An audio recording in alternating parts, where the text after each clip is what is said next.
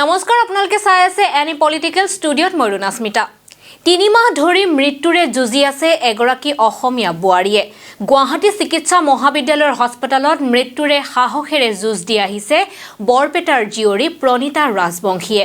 শৰীৰৰ প্ৰায় ৮০% অগ্নিদগ্ধ হৈ মৃত্যুসজ্জাত মৃত্যুৰ ক্ষণ গণি থকা প্ৰণীতা ৰাজবংশীক জীৱন ৰক্ষাৰ বাবে লাগে কিছু অৰ্থ সাহায্য।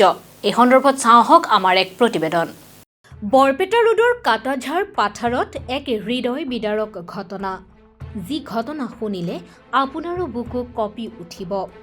বৰপেটা ৰোডৰ কাটাঝাৰ পাথাৰ জগন্নাথ ৰাজবংশীৰ পত্নী প্ৰণীতা ৰাজবংশীক গেছ ষ্টোভৰ পৰা কাপোৰত জুই লাগি শৰীৰৰ প্ৰায় ৮০% পুৰি অসুস্থ হৈ মৃত্যুৰ সৈতে প্ৰায় ৩ মাহ ধৰি যুঁজি আছে গুৱাহাটী চিকিৎসা মহাবিদ্যালয়ত।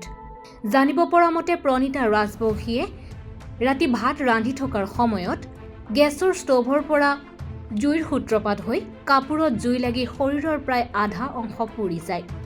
ততাতৈয়াকৈ বৰপেটা মেডিকেল হস্পিটেললৈ তেওঁক লৈ আনে যদিও উন্নত চিকিৎসাৰ বাবে গুৱাহাটী GMCHত ভৰ্তি কৰোৱা হয়, কিন্তু সুস্থ হৈ উঠা নাই প্ৰণীতা ৰাজবংশী। টকাৰ অভাৱত প্ৰণীতা ৰাজবংশীক আকৌ ঘৰলৈ ঘূৰাই অনা হয়।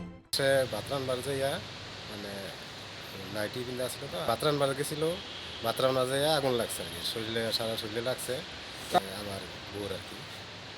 তখন আমি গেলাম, আগুন লাগার লগে লগে সিকিট দিছে আর কি। সিকিট দেওয়ার লগে লগে আমি আমার দূর পেরে ঘর ঘরে আসছিলাম, এবার তখন বাইরেছি, বাইরে যাইয়া পরে নাইটি পিন্ধা ছিল, নাইটি সাইটি মানে সিরা দিছি, বুদ্ধি সুদ্ধি না পাইয়া নাইটি সিরা দিছি, সিরা ফেলাই দিছি। পরে মানে মানুষটা পড়ে গেছে, মানে শিলিগুড়ি নিয়ে যাওয়ার ই করতেছি আর কি, কিন্তু টাকা পয়সা নাই। এখন আপনারা যদি এখন দয়া করে 2-4 টাকা সাহায্য করেন তাহলে মানে আমার খুব হেল্প হয় আর কি। টকাৰ অভাৱত চিকিৎসা কৰিব পৰা নাই প্ৰণীতা ৰাজবংশীক। প্ৰায় ৩ মাহ ধৰি মৃত্যুৰে যুঁজি আছে প্ৰণীতা ৰাজবংশীয়ে। বৰ্তমান উন্নত চিকিৎসাৰ বাবে অসমৰ বাহিৰলৈ যাবলৈ দিছে বুলি জানিবলৈ দিছে পৰিয়ালৰ লোকে।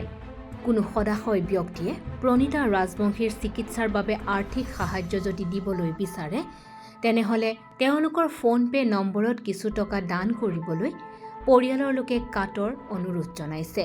তেওঁলোকৰ ফোনপে' নম্বৰ হৈছে 9365826209।